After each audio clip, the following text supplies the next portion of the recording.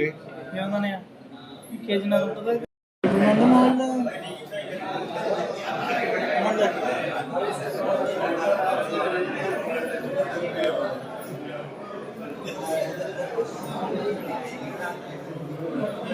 Happy Christmas! Happy Christmas! Merry Christmas! Merry Christmas! Happy Christmas! క్రీస్తునాడు పుట్టెను క్రీస్తునాడు పుట్టెను క్రీస్తునాడు పుట్టెను happy Christmas merry Christmas happy MLA గారి ఆఫీస్ క్రిస్మస్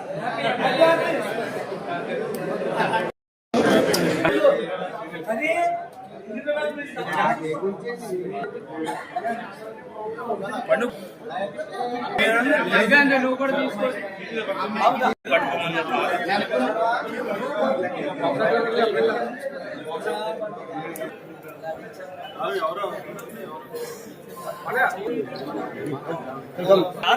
ఎరుకోండి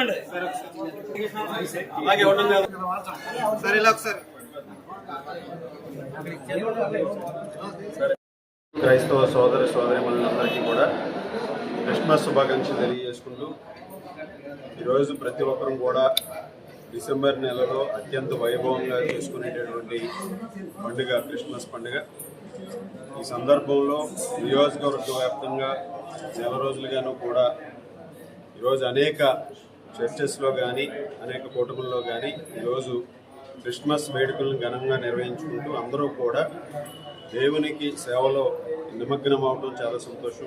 అదేవిధంగా ఈరోజు ప్రతి ఒక్కరికి కూడా శుభాకాంక్షలు తెలియజేసుకుంటూ ప్రతి కుటుంబం కూడా ఆ క్రీస్తు ఆశీస్సులతో ఉన్నత స్థానానికి వెళ్ళి ప్రతి కుటుంబం సుఖ సంతోషాలతో ఉండాలని, రాబోయే నూతన సంవత్సరంలో ప్రతి కుటుంబం కూడా మరింత ఉన్నత స్థానానికి వెళ్ళాలని మనస్ఫూర్తిగా కోరుకుంటూ ఈరోజు నియోజకవర్గంలో ఉన్నటువంటి దాదాపు 470 మంది పాస్టర్స్కి వారి చర్చిలకి సంబంధించి ఈరోజు క్రిస్మస్ కేక్స్ని కూడా డిస్ట్రిబ్యూట్ చేయడం జరుగుతుంది. ఈ సందర్భంగా అందరికీ కూడా దైవజనులందరికీ పాస్టర్స్కి ప్రతి ఒక్కరికి కూడా క్రిస్మస్ శుభాకాంక్షలు తెలియజేసుకుంటూ మరొకసారి ప్రతి ఒక్కరికి ధన్యవాదాలు తెలియజేసుకుంటాం.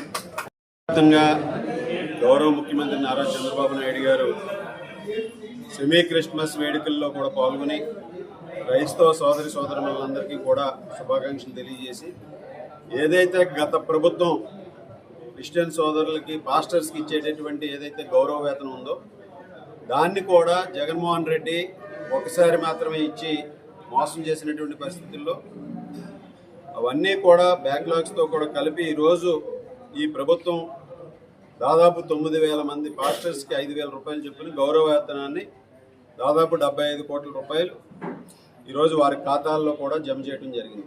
ఆ విధంగా ఈ ప్రభుత్వం అన్ని వర్గాల ప్రజల ఆకాంక్షలకు అనుగుణంగా గౌరవ ముఖ్యమంత్రి నారా చంద్రబాబు నాయుడు గారు, ఉప ముఖ్యమంత్రి వర్యులు పవన్ కళ్యాణ్ గారు, ఐటీ శాఖ మంత్రి లోకేష్ గారు, అదేవిధంగా ప్రధానమంత్రి నరేంద్ర మోడీ గారి నాయకత్వంలో ఓటమి ప్రభుత్వం ఈరోజు వారి సంక్షేమానికి కట్టుబడి ఏదైతే ఎన్నికల్లో హామీ ఇచ్చారో ఆ హామీలను అమలు చేస్తూ ప్రతి ఒక్కరికి కూడా ఒక మంచి ప్రభుత్వంగా ప్రతి ఒక్కరికి ఒక సుపరిపాలన అందించే విధంగా కూడా ముందుకు వెళ్తుందని ఈ సందర్భంగా తెలియజేస్తున్నాం.